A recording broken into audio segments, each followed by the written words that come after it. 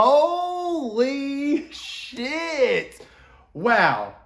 Okay, I'm just going to start with a big apology, a massive apology. Here I am thinking this season of Survivor, right from the get-go, was going to suck.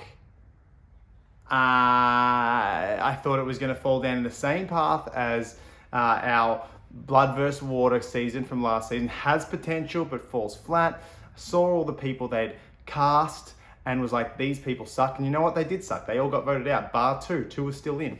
But, you know, there was some people that you're excited to see again. And these people have delivered in spades. Is this possibly my favorite season of Survivor ever? Ever. After this week, this thing does not slow down. This season is nuts. Oh my God, hey, I'm Robin, the Inwit, here to break down Survivor. Let's get things going. What a phenomenal season. Jesus, I am loving this so much. Whoa. Okay, let's just start with Sunday's episode. Sunday's episode, which may have been the biggest absolute blunder of all time in 22 years of this show. I think it's 22 years. This is the number one absolute royal screw up that I've ever seen. Oh, and I loved it. So what we've got is, and to me, from an outside eye, George looks so easy to get rid of. He looks like such an easy target to get rid of. You know his loyalties. You know how to get rid of him. You should know how to get rid of him if you avoid the people who are so loyal to him. What we get is this beautiful stuff with Hayley. And I think Hayley, I've always really liked Hayley's gameplay.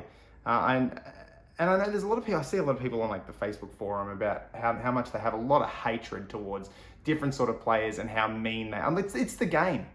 You have to manipulate. What do you... It blows my mind how people are upset with certain elements, upset with George for getting Shonee out. Of course, I'm upset because Shonee is Australian Survivor's sweetheart. Of course, that's sad. But you got to get them before you get got. Shaun's phrase. Oh, well, not Shaun's phrase, but the phrase that's been pumped all this week. So we have this lovely moment where the outsiders are trying to get in. They're trying to make a move.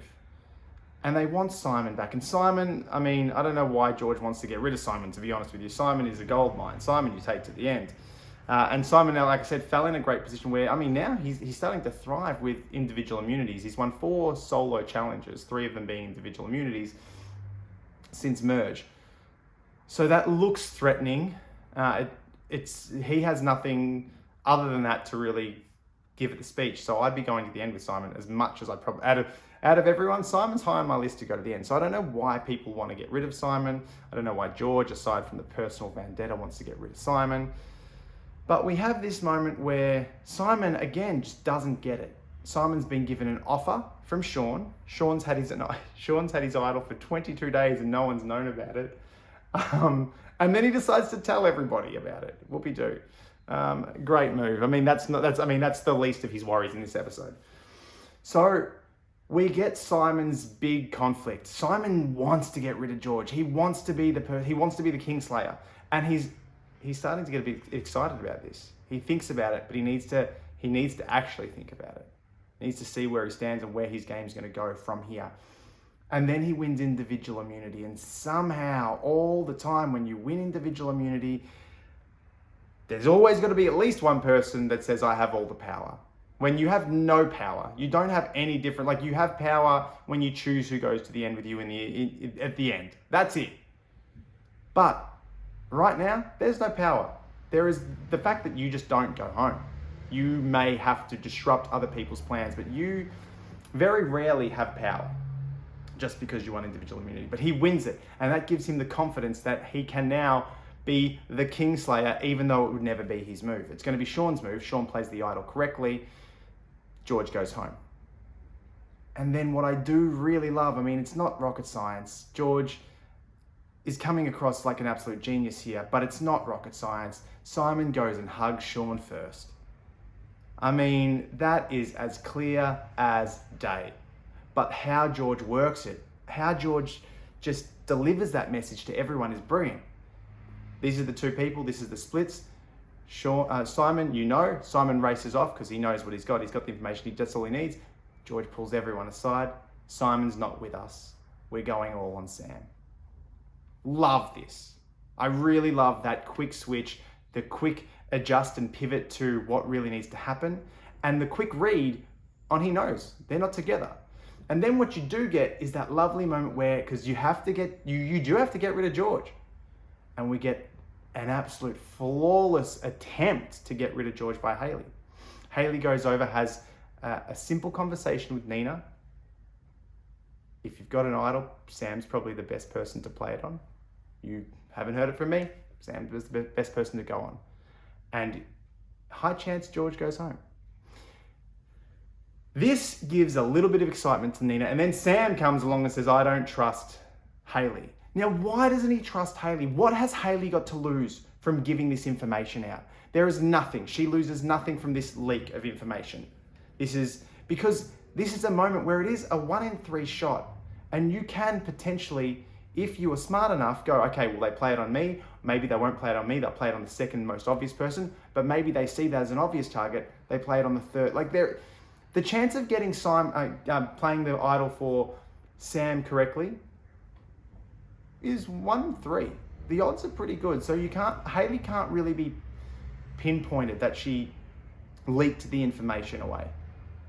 But then Sam gets in the head and then doesn't think that this is, like, thinks Hayley's messing with him, but not realizing there's no reason for Hayley to mess. She gets George out. She needs George out. She does it beautifully. It doesn't look like her move. Come final council, it is her move. She claims that move.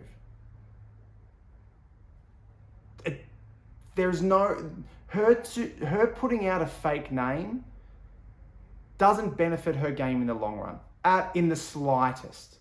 Benefits George. George throwing smoke and mirrors, sure, benefits him. Doesn't benefit Hayley's game at all. So why the hell Sam doesn't want to trust Hayley blows my mind.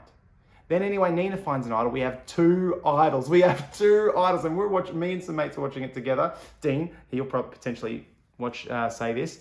But then our mate Shaun's like, they're going to play it. They're going to play these idols for each other. They're going to find a second idol, and they're not going to save Sam. And I'm like, no, they can't. They have to save Sam. Sure enough, Nina gets the idol, and all of a sudden Nina plays it for herself. And this is starting to get really glorious. It's starting to get very, very delicious for a viewer. Nina plays an idol for herself. Shaun gets up. Sam now, all of a sudden the tides have turned. Sam's begging for it to be played for him. There is no way in hell Shaun's ever playing it for him. Once Nina's safe, Shaun's way too big of a threat over Sam to even think about that move. So he's had this idol for 22 days. He plays it for himself. They had 100% intel, 2 idols, 3 people as an option to go home, and fucked it. Absolutely screwed the pooch on this one. I have never seen something so ridiculous and so enjoyable on Survivor history. It was the best. Sure enough, Sam goes home. George's plan has worked, even though it probably shouldn't have worked. George should be sent packing here. And Hayley still is pretty tight to George. George still wants him. Then we go to the next episode, and George once again reads the play. Shonee and Liz are too close.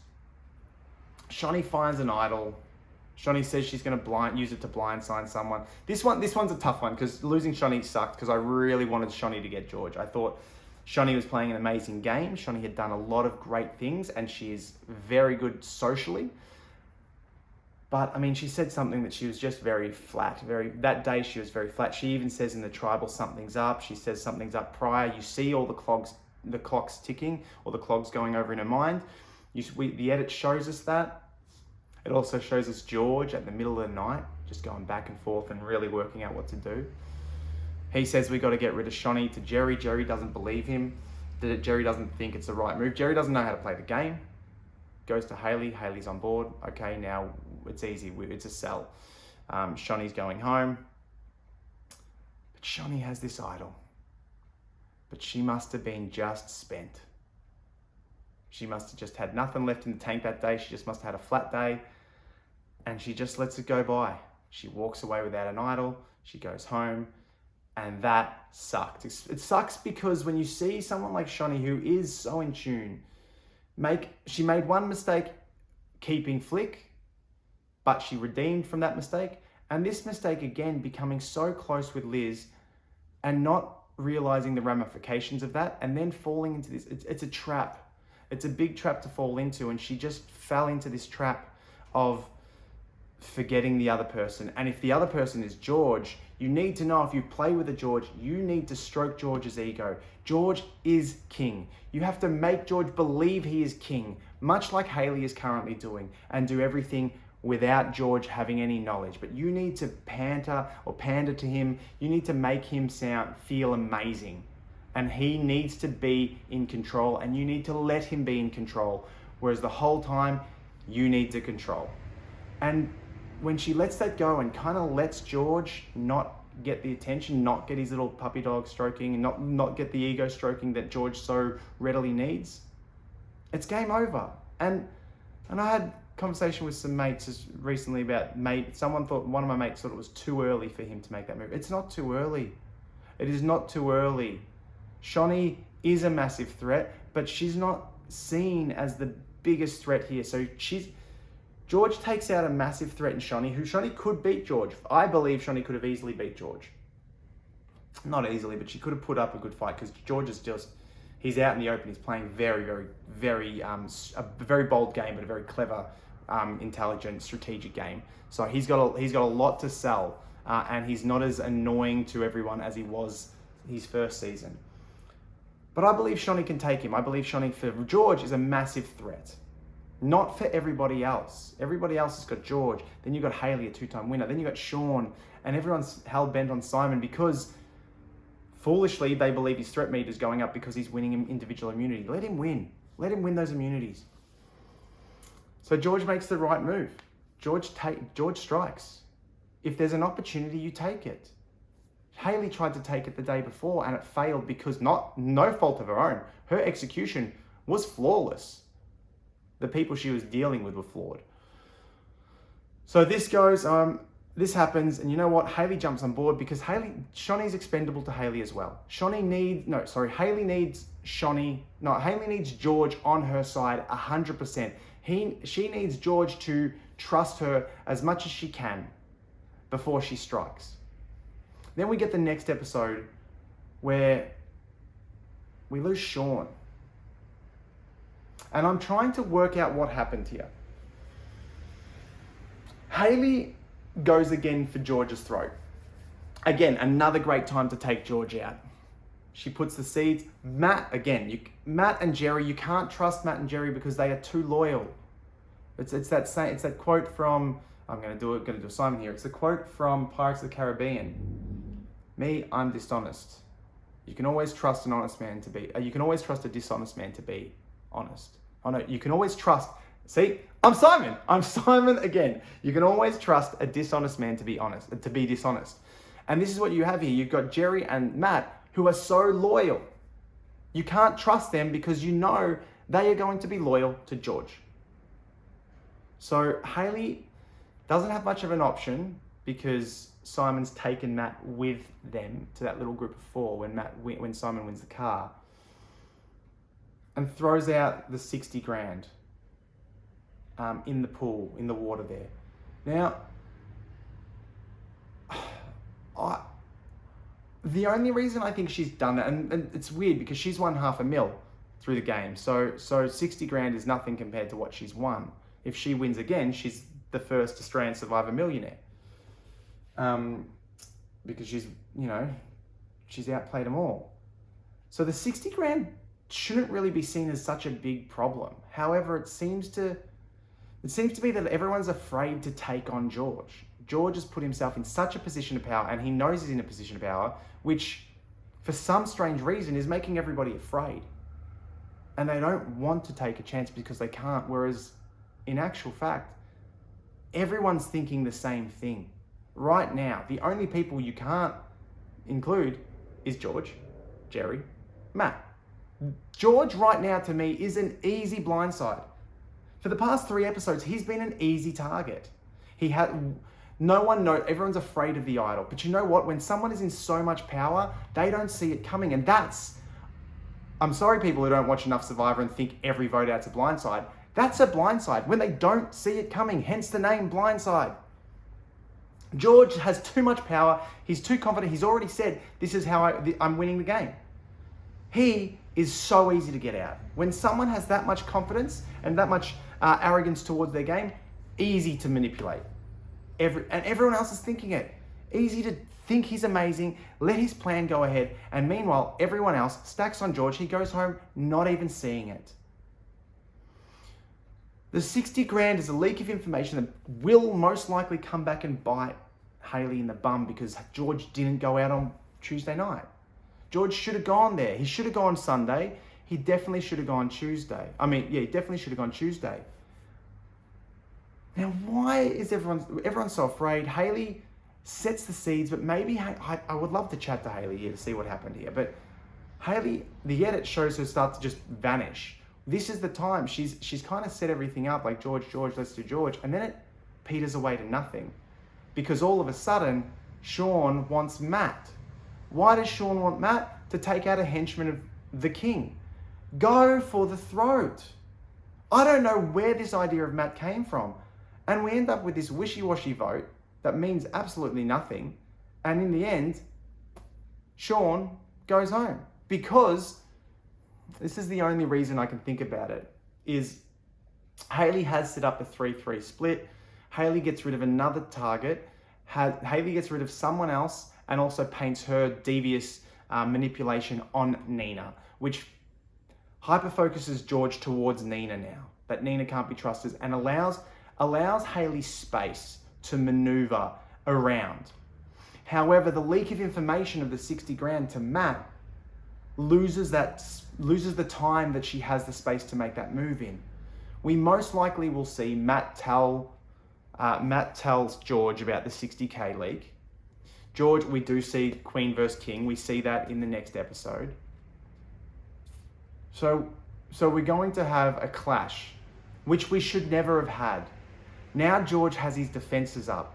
To get rid of George easily, he needs his defenses down. He needs to be in complete control. There's been so many times he's rocked up to Tribal and said, I'm 100% confident it's not me. That means you have so much time to make it him. If he gets a whiff, if he now thinks, okay, it's Hayley. Hayley isn't playing the game. I need to get rid of Hayley. He will. And that makes Hayley's job to get rid of George harder. I mean, it shouldn't be harder. It should be very easy because it should be George, Matt, Jerry in 3. And then you've got Hayley, Nina, Simon. Who else have we got? Who am I missing? Is it 3-3? No. And Liz. So you've got 4 versus 3. However, the problem is now idols come into play because someone has an inkling something is up. Not has an inkling, knows something is up, knows someone's out to get me. So it makes things a little bit more complicated. However, I'm still pretty convinced we have a non-tribal to come up pretty soon. I was surprised it wasn't this week. I'm sad it wasn't when Shonee went home. But maybe we're going to see King and Queen go at each other. One of them will lose. On paper, it should be George that loses, but it could be Hayley loses again. And they get saved and come back in. I don't know, I just feel like there is going to be one more non-elimination twist, non-tribal, where it is you get voted out, you got to win your way back in, like Hayley did last time. So that's on the cards that I wouldn't count out for Sunday's episode. But it just sucks because Hayley has had such a really nice little couple of interactions and had the room to move and the space to move. Yet, nothing was done. It now loses her. It now makes the target on her. What does Hayley do if George goes? I mean, Hayley's subtle moves have been very, very lovely, and I like them. But she is, again, she's a winner already. I just think it would be very nice. It'd be so poetic to have our heroes and villains also be the first time we get a 2-time winner, much like American season with Sandra. Anyway, I'll wrap it up there. What a bloody season. Cannot believe I ever doubted it, because I was very, very hesitant with what I was seeing, and the cast list that weren't the returnees, and even some of the returnees that were coming back. But they have delivered. This has been possibly my favorite season of all time. But again, for those of you who watch me regularly, my memory sucks, and maybe I'm forgetting, even though I did watch Pearl Islands in the last 5 years, maybe I'm forgetting how much I love Pearl Islands. Maybe I'm forgetting how much I love old school Aussie dominating challenges, or Heroes, Villains, the original. I don't know, but this could be pretty. This is easily Australia's best season, but might be my favorite season all up. And I just hope it continues, and I hope we get an epic final tribal, and it doesn't peter out. But we're running low on episodes for it to peter out and go to a nothingness like we saw in Blood vs. Water last season. Anyway, chuck a comment in the chat. Tell me what you thought of the episode. Tell me your thoughts on what's going to happen. Who do you think's going to win? Who you don't want to win or do want to win, and why? As long as it's not like, I just don't like how mean they're playing. It's the game. Get over it. You got to manipulate. If you're going to play a villainish game, and I'm so happy we're seeing that villainish game from George, because he's really lent into the Russell Hant style character, really lent into the villain, which we haven't really had.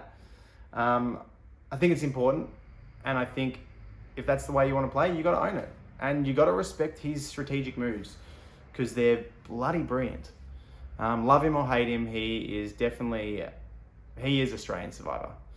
All right, catch you next week. I've got to go and watch American Survivor. Hey, did I actually do an American Survivor breakdown? No, I didn't. It's a pretty boring episode of American Survivor Season 44 compared to what we're seeing in Australian Survivor. But we'll see. If I can get a chance to do an American Survivor breakdown, I will. The shot in the dark was apparently used correctly. Whoopie-doo. Apparently, on Reddit, she was the target. And so her shot in the dark was used correctly, but we weren't seeing any of that in the edit whatsoever. So get your act together, editing team. You're not giving us a good show. All right, I'm out of here. See you next week.